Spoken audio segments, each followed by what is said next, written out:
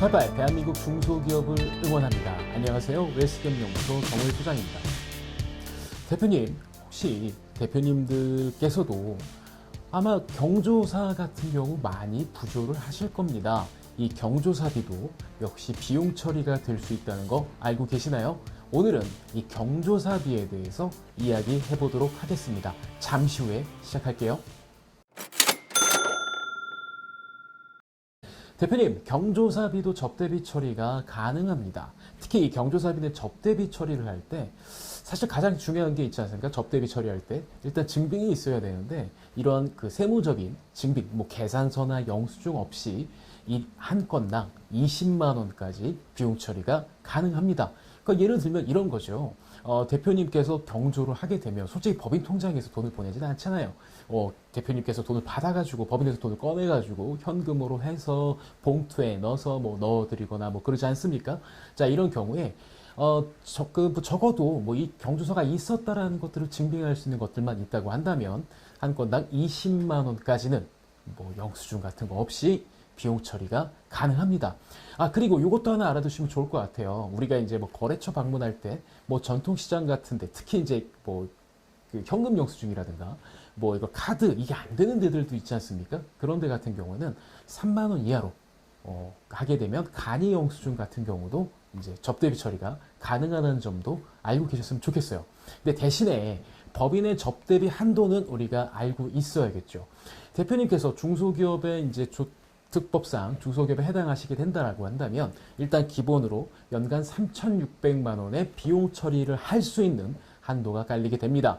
이거 외에 매출액 꽤 연동이 돼서 뭐 100억 원 이하, 그 다음에 100억 원에서 500원까지, 500억 원 초과인 경우에는 이 매출의 연동에서 또 한도가 나오기 때문에 이 점도 꼭 체크해 보셔야겠는데요.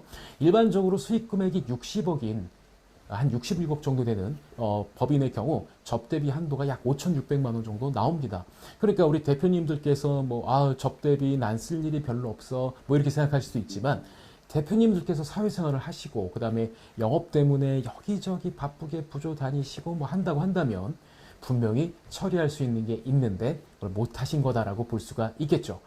자, 그래서 이런 접대비 같은 경우, 특히 경조사비 같은 경우는 처리를 잘 하시려면 아무래도 자료 정리를 좀 하셔야겠습니다. 그래서 예를 들어서 내가 어느 누구한테 부조를 했고, 뭐 청첩장이 왔건, 그 장례식장을 갔건, 이런 것들을 자료를 좀 정리를 좀 하신 다음에 이게 갈 때마다 솔직히 돈 뽑고 이러기 좀 귀찮으시잖아요. 그래서 뭐 월이든 뭐든 정해 놓으신 다음에 월 단위든 뭐 분기 단위든 정해 놓으신 다음에 얘를 정산할 수 있는, 그래서 법인 통장에서 돈을 받을 수 있는 이런 주기적인 구조를 만드시는 게 좋아요. 그 다음에 이런 경우에는 당연히 뭐 증빙을 첨부하거나 뭐 예를 들어서 뭐 지출 결의서 같은 양식 같은 게 있다면 더 좋겠죠.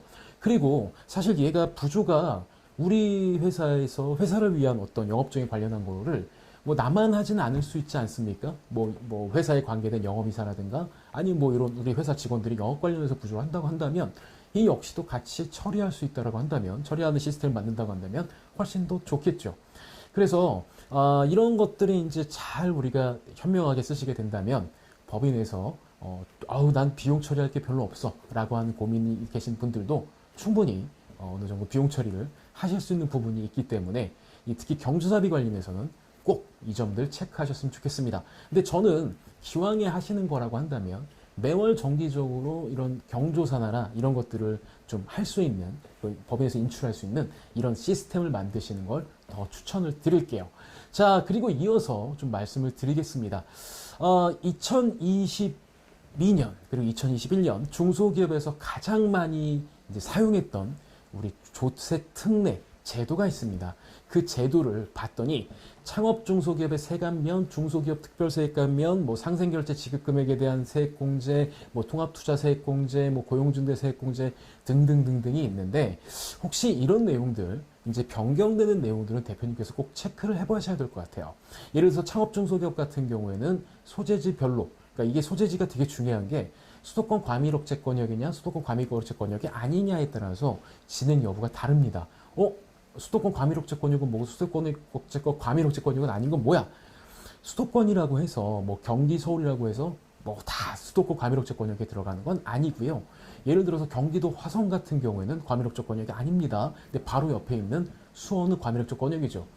그래서 이런 차이들 때문에 이거 신고 못하고 들어갔을 수도 있어요. 제가 그런 경우를 종종 보긴 합니다. 그다음에 중소기업 특별세액공제, 세액감면, 그다음에 뭐 통합투자세액공제 등등등. 기본적으로 많이들 신청하는 건데 내가 여태까지 안 했나?